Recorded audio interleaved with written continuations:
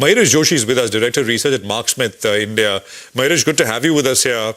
We'll talk about this story with Yash in just a bit and we'll ask you for a reaction. But this tariff business on Friday, you think it could be market moving? For countries like India, what else can go wrong? On the positive side, with regards if they are struck down, the only thing is that we'll be bombarded by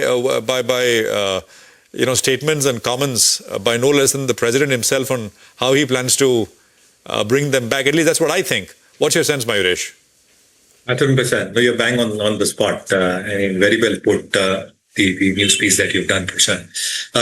Having said that, I think if it is struck down and if there are no alternate measures that President Trump probably adopts in the current avatar, the most beaten down sectors as far as the US markets are concerned, whether they're textiles, shrimp makers, a few of the jewelry players exporting to the US markets, I think those three sectors will react the most, in my opinion, because these three sectors have been the sectors which have got beaten down the most with the assumptions of Trump tariffs playing advertently in terms of expected revenues going forward. It's anybody's guess what Trump will do, even if they're struck down, as you rightly pointed out. But if they come down and if there is some sort of an arrangement probably done, I think these three sectors might probably remain in focus, which have been the most affected by US tariffs. You've liked Lemon Tree in the past. Do you still own it as a part of your portfolio, or you've recommended it? Sorry, Rima, can you repeat it? Lemon Tree. Is Lemon Tree a part of the stocks that you like? Because we were just flashing news that Warburg could pick up a significant minority stake in Lemon Tree.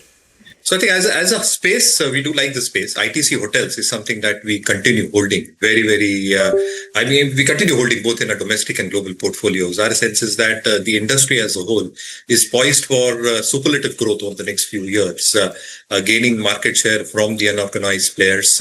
They're adopting an asset-light strategy, which clearly is going to be in their favor because it does not increase leverage onto their balance sheets.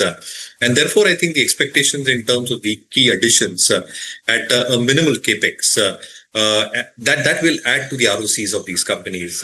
Let's not forget, I think the GST rationalization for room rate into 7,500 also aids a whole host of these companies to a certain extent. And obviously, I think the F&B revenue, the MICE revenue, a lot of weddings are planned post 14 Jan as well. So I think the wedding season will come back very, very strongly in the first quarter, in the first quarter of this calendar year. And that will again aid earnings going forward. So I think like the space, ITC Hotel is something we continue holding in our local and global. Yeah. Mayuresh as well as Srikanth, good evening and thank you so much as always for joining in. Mayuresh, we have a lot of stocks today that were moving around. Q3 updates that came in. We had individual other names moving on the back of brokerages. Let's start with those updates which Mangalam was highlighting as well, right? All that glittered was all these jewelry stocks, gold stocks, all of that doing well. Now, apart from metals, these names as well. Your thought on Nifty metals as well as in terms of these jewelry names? Afternoon, Vinny. No, I think metals have continued their strong show and momentum. After the base metals, what really transpired in terms of the steel anti-dumping duties that the government has imposed, I think that created some element of a positive momentum.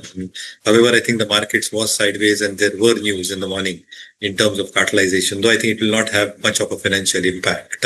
So my own sense is that ferrous stocks selectively should continue doing well with the imposition of the duties coming in. Realization should be a tad bit better. Expectations in terms of operating leverage and utilization should start picking up, aiding EBITDA and EBITDA per ton. And therefore, I think ferrous stocks, in our opinion, should bounce back very, very smartly. As far as the gold jewelry players are concerned, I think the updates have been pretty encouraging as we speak. Again, I think post Jan 14th, a lot of wedding dates are around the corner. The expectation largely is that volume should sustain in Q4 as well. And therefore, I think how gold prices will probably behave, as Mangalam pointed out, what is going to be the studded share in terms of the overall portfolio and what happens with the lab-grown diamonds in terms of forays by a few players, including the likes of Titan, is to be seen. So within this space, I think Titan, one of the leadership stocks, if anybody is holding, should continue holding. But the gold financing players, I think, have a better chance of better earning sensitivity because of better LTVs that we'll get with elevated gold prices and volume should be relatively better, as the point managements have pointed out. So if that probably transpires, that leverage should probably kick in, or the gold financiers even more as we head into Q4. All right, so gold financiers over gold sellers, gold jewelers, but Titan, if at all you had to look at any of these jewelry companies by its leadership. Mayuresh, thank you for joining in. Mayuresh, I'll ask you about Lemon Tree Hotels, and Srikanth, I'll ask you about Indian hotels. Reason why I ask you about Lemon Tree Hotels, obviously, fundamentally, how do you like it?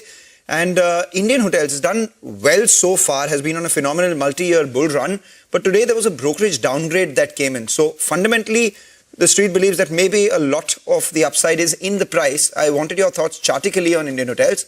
So let's go to Mayuresh first for Lemon Tree, and then a quick one on Indian hotels by Srikanth. Mayuresh. I think news announcement has obviously propped up the stock.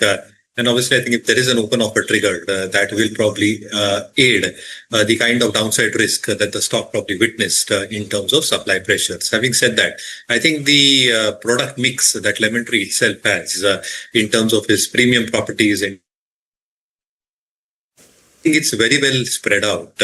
And therefore, I think it is addressing a large part of the value chain from the super hospitality to the entry chain hotels as well. Obviously, I think for the industry as a whole, they are expanding in a very asset-light mode. They are opening their own hotels as well, but the capex probably is kept to a minimum requirement.